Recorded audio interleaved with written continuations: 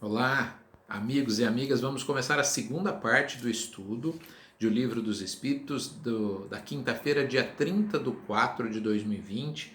Nós estamos estudando o livro quarto, capítulo 1, Penas e Gozos Terrenos, e ainda estamos no item 1, Felicidade e Infelicidade Relativas. Paramos na primeira parte na questão 923. Vamos então à questão 924. Existem males que não dependem da maneira de agir e que ferem o homem mais justo. Não há algum meio de se preservar deles? Então, a perda de um ente querido, por exemplo.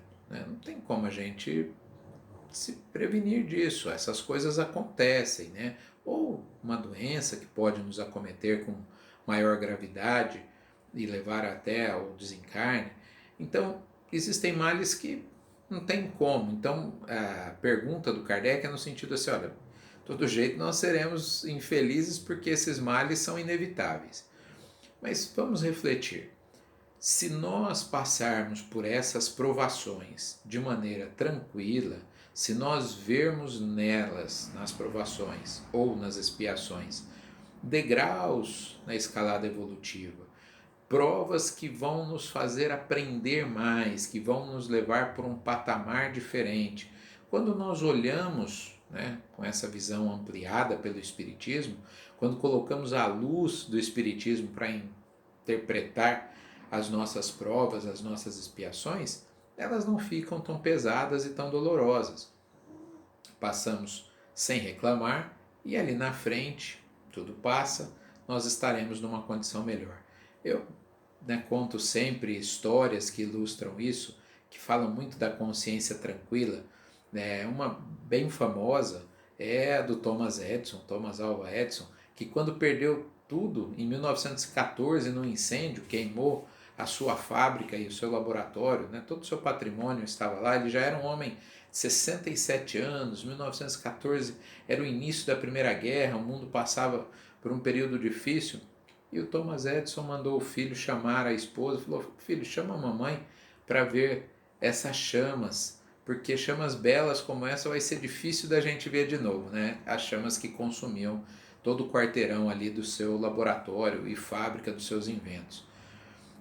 Como alguém que está perdendo, sobrou sua casa naquele momento, né? Todo o patrimônio dele estava concentrado ali. E como alguém pode ficar tão tranquilo? Porque Thomas Edison tinha a consciência tranquila. Ele não tinha domínio sobre aquela situação, ele não podia apagar aquele incêndio, então não era algo que pertencia a ele. E ele acabou então demonstrando que os espíritos, de hierarquia superior, não estou falando de espíritos perfeitos, mas espíritos que já entenderam, essa mensagem, que não está ao meu alcance, não é um problema meu, não posso resolver. Então, o mesmo se dá com relação à perda de um ente querido.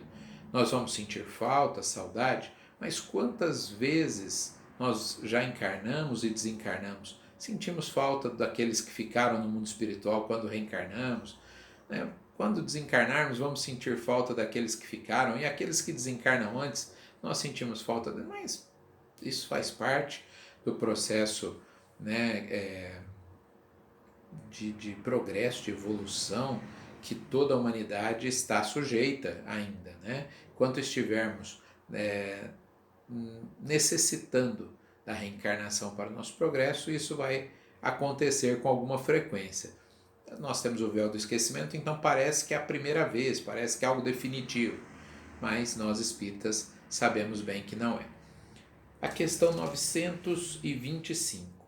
Por que Deus beneficia com os bens da fortuna certos homens que não parecem merecê-los? Olha a nossa visão material, e o Kardec insistiu nisso, como se a fortuna fosse um grande benefício.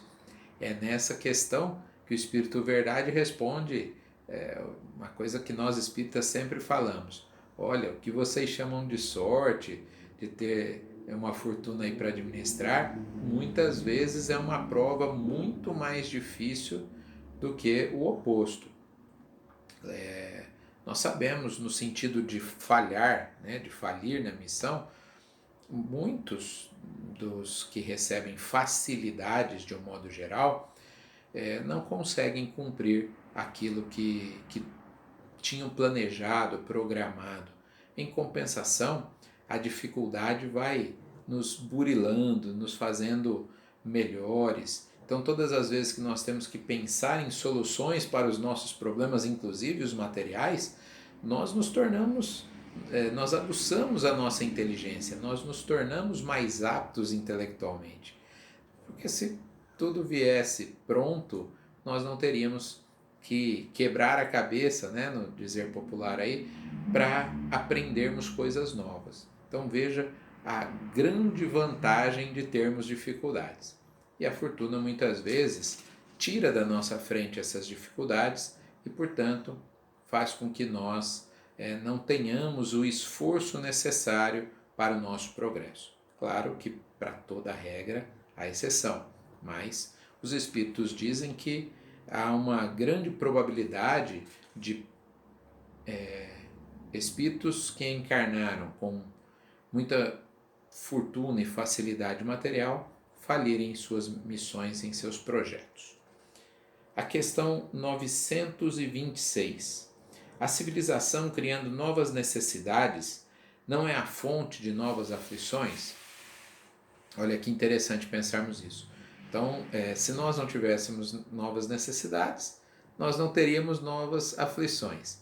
Parece que essa é a solução. Então, vamos voltar lá para um período anterior, né, a todo o progresso intelectual, material da humanidade. Claro que na época as aflições eram outras. Nós não tínhamos as aflições oriundas do mundo moderno. Mas imaginem viver como nômades, né, naquilo que nós chamamos de pré-história, e termos que fugir dos nossos predadores o tempo todo, a insegurança de ter ou não ter alimento para a sobrevivência. A expectativa de vida era algo em torno de 20 e poucos anos, não é? Então veja como não eram menores as aflições quando nós não tínhamos conquistas materiais, eram diferentes, não é?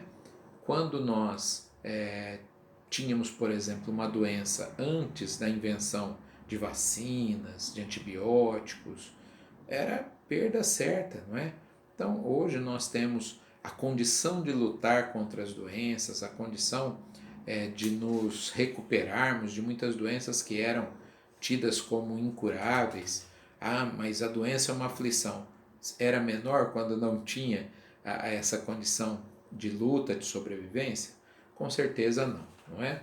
Tanto que não precisa voltar muito, 3 gerações para trás aí, né? Os meus avós, a gente ouvia o pessoal dizer assim, teve 12 filhos, mas só 10 vingaram, ou 9 ou 8 vingaram, né? A quantidade de crianças que morriam era uma grandeza. Não estou voltando na pré-história, não, estou voltando 3 gerações, começo do século XX, né? 100 anos, 1920, as aflições não eram menores, perdão. Eu gostaria de fazer uma comparação aqui com a gripe espanhola, né? Nós tivemos a gripe espanhola, com certeza, nesse período de pandemia, todos já viram reportagens, mas eu dou aula sempre, né, sobre o período e falo sempre disso, mesmo fora do período de pandemia. A gripe espanhola matou milhões de pessoas, o número é controverso, mas chega a se falar em 50 milhões de pessoas, num período que era o fim da Primeira Guerra Mundial.